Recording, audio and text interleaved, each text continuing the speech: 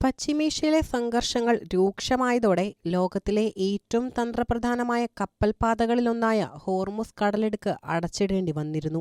ആഗോളതലത്തിൽ വിതരണം ചെയ്യപ്പെടുന്ന എണ്ണയുടെ സിംഹഭാഗവും കടന്നുപോകുന്ന ഈ പാത അടഞ്ഞുകിടന്നത് ആഗോള ഇന്ധന വിതരണത്തെയും അന്താരാഷ്ട്ര വിപണിയെയും വല്ലാതെ ഉലച്ചിരുന്നു. ഇന്ധനവില വർധനവും സാമ്പത്തിക പ്രതിസന്ധിയും ലോകരാജ്യങ്ങളെ കടുത്ത ആശങ്കയിലാഴ്ത്തിയ സാഹചര്യത്തിലാണ് ഈ പുതിയ ചർച്ചകളും കരാറും രൂപപ്പെടുന്നത്. പുതിയ കരാറിലൂടെ ഹോർമുസ് കടലിടുക്ക് വീണ്ടും തുറക്കപ്പെടുമെന്ന പ്രഖ്യാപനം ആഗോള വിപണിക്ക് നൽകുന്ന ആശ്വാസം ചെറുതല്ല. ഈ കരാറിലെ ഏറ്റവും ശ്രദ്ധേയമായ ഘടകം അമേരിക്കൻ പ്രസിഡന്റ് ഡൊണാൾഡ് ട്രംപിന്റെ നയപരമായ മാറ്റമാണ്. മുൻപ് ഇറാനെതിരെ കടുത്ത നിലപാടുകൾ സ്വീകരിച്ചിരുന്ന ട്രംപ് അവർ പൂർണ്ണമായും ആയുധം വെച്ച് കീഴടങ്ങണമെന്ന വാദത്തിൽ ഉറച്ചുനിന്നിരുന്ന വ്യക്തിയാണ്. ഇറാനെ പരമാവധി സാമ്പത്തികമായും സൈനികമായും ഒറ്റപ്പെടുത്തുക എന്നതായിരുന്നു അദ്ദേഹത്തിന്റെ നയം. എന്നാൽ പുതിയ 14 കരാറിലേക്ക് എത്തിയപ്പോൾ ട്രംപ് ഭരണകൂടം വലിയ വിട്ടുവീഴ്ചകൾക്ക് തയ്യാറായതായി കാണാം. ഇതാണ് രാഷ്ട്രീയ നിരീക്ഷകരെ പോലും അത്ഭുതപ്പെടുത്തുന്ന മലക്കം മറിച്ചിൽ. കരാറിന്റെ ഉള്ളടക്കം പരിശോധിച്ചാൽ ട്രംപ് മുൻപ് മുന്നോട്ട് വെച്ച കടുത്ത നിബന്ധനകളിൽ പലതും ലഘൂകരിക്കപ്പെട്ടതായി കാണാം. പ്രധാനമായും 3 കാര്യങ്ങളിലാണ് ഇറാന് തന്ത്രപരമായ വിജയം നേടാനായത്. ഇറാന്റെ മിസൈൽ ശേഷി പൂർണ്ണമായും ഇല്ലാതാക്കുക എന്നതായിരുന്നു അമേരിക്കയുടെ ലക്ഷ്യം. എന്നാൽ അയൽ രാജ്യങ്ങളുടെ സൈനിക ശേഷി കണക്കിലെടുത്ത് ഇറാൻ തങ്ങളുടെ ബാലിസ്റ്റിക് മിസൈലുകൾ നിലനിർത്തുന്നതിനെ G7 ഉച്ചകോടിയിൽ ട്രംപ് ന്യായീകരിക്കുകയാണുണ്ടായത്. ഇത് ഇറാന്റെ പ്രതിരോധ നയത്തിന് ലഭിച്ച വലിയൊരു അംഗീകാരവുമാണ്. തങ്ങളുടെ പക്കലുള്ള സമ്പുഷ്ടീകരിച്ച യുറേനിയം ശേഖരം പൂർണ്ണമായി ഉപേക്ഷിക്കാൻ ഇറാൻ തയ്യാറായിട്ടില്ല.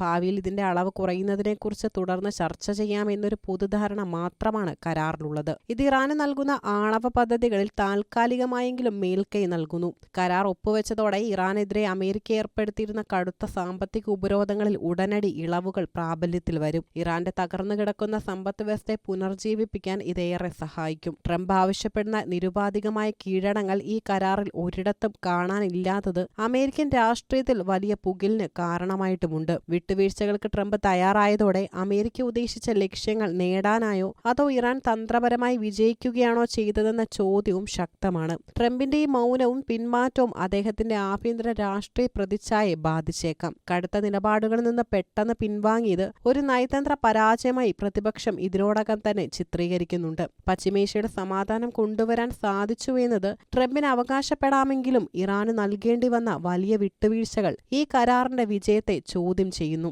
ആഗോള ഇന്ധന സുരക്ഷ ഉറപ്പാക്കാൻ ഹോർമുസ് തുറന്നത് വലിയൊരു നേട്ടമാണെങ്കിലും ഭാവിയിൽ ഇറാൻ ഉയർത്താനിടയുള്ള സുരക്ഷാ ഭീഷണികൾ പൂർണ്ണമായി പരിഹരിക്കാൻ ഈ കരാറിന് കഴിഞ്ഞിട്ടുമില്ല. പശ്ചിമേഷ്യയിലെ സംഘർഷങ്ങൾക്ക് തൽക്കാലം ഈ കരാറിലൂടെ അറുതിയാകുമെങ്കിലും ഇതൊരു ശാശ്വത പരിഹാരമാണോ എന്ന് വരും ദിവസങ്ങളിലെ സംഭവവികാസങ്ങൾ മാത്രമേ തെളിയിക്കൂ. സാമ്പത്തിക ആശ്വാസം ലഭിക്കുന്നതോടെ ഇറാൻ കൂടുതൽ ശക്തരാകാനും അവരുടെ പ്രാദേശിക സ്വാധീനം വർദ്ധിപ്പിക്കാനും സാധ്യതയുണ്ട്. സമാധാനത്തിന്റെ പേരിൽ ഇറാൻ നേടിയ ഈ നയതന്ത്രപരമായ വിജയം അമേരിക്കൻ പ്രസിഡന്റിനെ സംബന്ധിച്ചിടത്തോളം വരും നാളുകളിൽ വലിയൊരു രാഷ്ട്രീയ പരീക്ഷണം തന്നെയായിരിക്കും എന്നതിൽ സംശയമില്ല.